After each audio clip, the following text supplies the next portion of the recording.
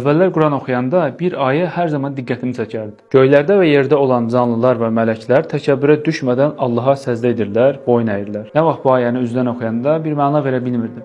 Necə yəni göydə və yerdə olan hər şey səzdə edir? Zamanla araşdırdıqca, Quran təfsirləri oxuduqca gördüm ki, sən demə yaradılmış hər bir şey lisan halı ilə ibadət halındadılar. Yəni bir növ bizə gördüyü işləri və ya vəzifələrini dayanmadan doğru şəkildə yerinə yetirməklə Allahın əmrinə uyduqlarını və ibadət etdiklərini göstərirlər. Məsələn, ağaclar oksigen verməklə, arılar bal verməklə, bəzi heyvanlar yumurta, bəziləri süd, bəziləri də ətini verməklə. Bir gün Risalə-Nur əsərlərində belə bir cümlə oxudum. Məsələn, səzdədə, rükuda, qiyamda olan mələikənin ibadətlərini həm daş, ağac və heyvanların o ibadətlərə bənzəyən durumlarını andıran bir ibadətdir. Bu hissəni ilk oxuyanda birbaşa kitab əlimdən yerə qoyub, çıxdım hər hansı bir yaxında olan ağaca, daşa, heyvana baxmağa. Çünki oxuduğum mətndə daşlar, ağaclar, heyvanlar kimi yaradılışların da namazdakı kimi rüku, qiyam, səzdə halında olmasından bəhs olunurdu. Sonra çıxanda isə əslində illərlə də gözümün qabağında olan nə qədər böyük mənaları qaçırdığımı gördüm. Doğrudan da hər şey namaza işarə edən formadadır. Məsələn, ağacların təməli tam ortası namazdakı qiyam halına anladırmış kimi dik,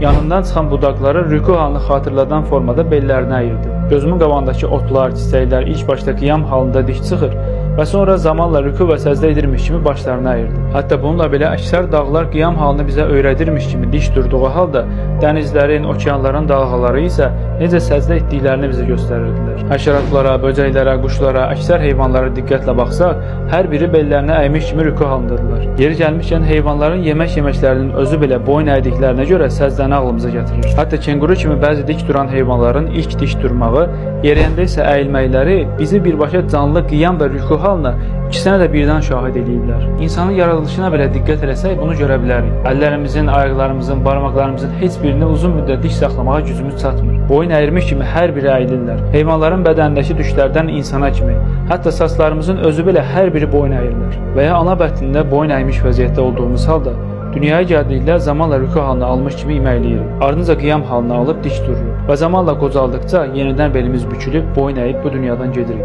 İstər Allahı tanıyaq, istər Allahı inkar eləyək. Hər bir halda bu baş verir. Göylərdə və yerdə kim varsa, istər-istəməz özləri də, kölgələri də səhər-axşam Allaha boyun əyir. Qısaca hər şey göz qabağındadır. Sadəcə düşünüb təfəkkür eləyərək bu kainata baxsaq, əslində hər şeyin bizə Allahın huzurunda təkəbbür göstərmədən boyun əydiyini və bütün yaradılışın bizə namaza öyrətdiyini görmüş olarıq.